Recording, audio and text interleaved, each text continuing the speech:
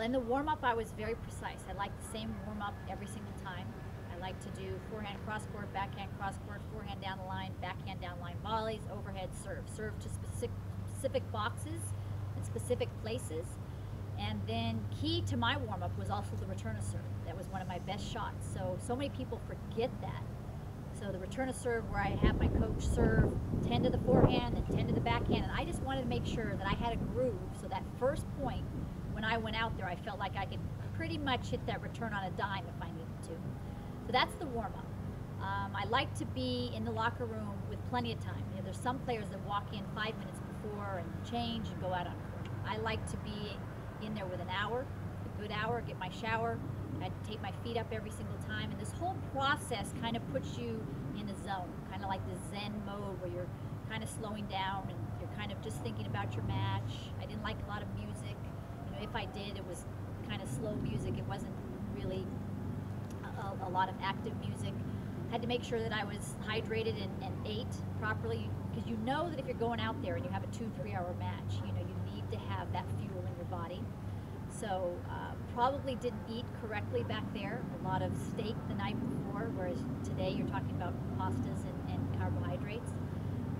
But when I'm on the pro tour, I know my opponents. You know, it's not like I'm going to get a surprise opponent. Whereas people at home, they're going to walk out and they maybe play a tournament or play in the park, and you have to try to figure that out in the warm-up, the strengths and the weaknesses.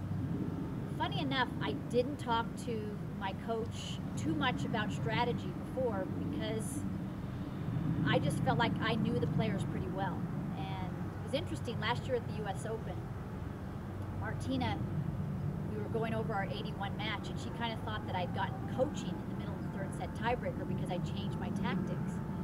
And I just found that really funny, because I never would have wanted any coaching from the outside, because that would have disrupted my thoughts. And also, I'm the one that's in the match. I can feel the rhythm of the match, the strategy of the match.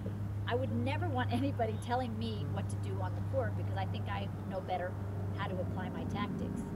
But so you're going on court. Is their backhand better? Is their forehand better? How big is their serve? You know, if their serve is huge, do I stand in close on the return to try to hit it early to cut down the angle? If that gets too big and I don't have enough time to react, I might need to back up a little, knowing that I am giving them that angle, but at least it gives me time to get to react a little bit faster. Are they great at the net? If they're not great at the net, I know that I'm going to make them volley as much as possible. Whereas someone like a Martina Navratilova, I want to keep her off the net, away from the net as much as possible. So I need to get depth on all of my shots. If it's my serve, I need to get a lot of first serves in, because I don't want her chipping and charging and coming into the net. If I'm playing someone like, with a serve and volleyer, you also need to mix in the lob frequently. Keep your opponent guessing, no matter who you're playing.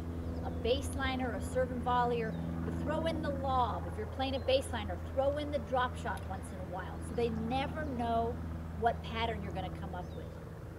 Now, playing someone like Chris Evert, it's really important to have great depth, because anytime you get the ball in the mid-court area, opponent is going to step up and get you running, where you want to be in control of the points as much as possible. So great depth, meaning within 3-4 feet of the baseline, is beneficial. Trying to create angles as well, because when you look at the angles, if you can get a short angle rather than a deep cross court, you're really widening the court for them to move so much more. If you can keep an opponent off balance, then they're not going to be as effective. If they have plenty of time to set up, to get organized for a shot, you're probably going to be the one doing the movement.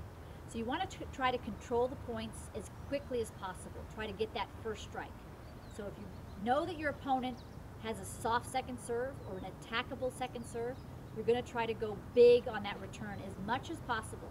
Now, if you start missing too much, you're going to ratchet it down a bit. You know, you're not going to go an 8. You're going to go on a scale of 1 to 10, you're going to go back to a 6, or you're going to go to a 7. If you're still missing, you're going to bring it back down. If you then start hitting the ball big and accurate, then you can elevate it a little bit more. So you're constantly adjusting in a match, and the key is to try to have controlled aggression.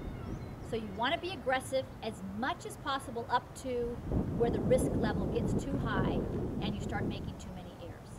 that's really about knowing your game. You know, I see so many club players playing doubles, and they're trying these shots that they would make 1 out of 10 times. And you want to try the shots that you're going to make 7 out of 10 times. So what are those shots in doubles? More down the middle, where you're hitting between your two opponents and they have to figure out whose ball it is. The net's lower here in the middle than it is on the side, so therefore it makes it easier for you to hit more balls in. You're further away from the lines, so you're going to make less errors. So hit more balls down the middle, bring your risk level down in doubles, and that alone will take you up a notch.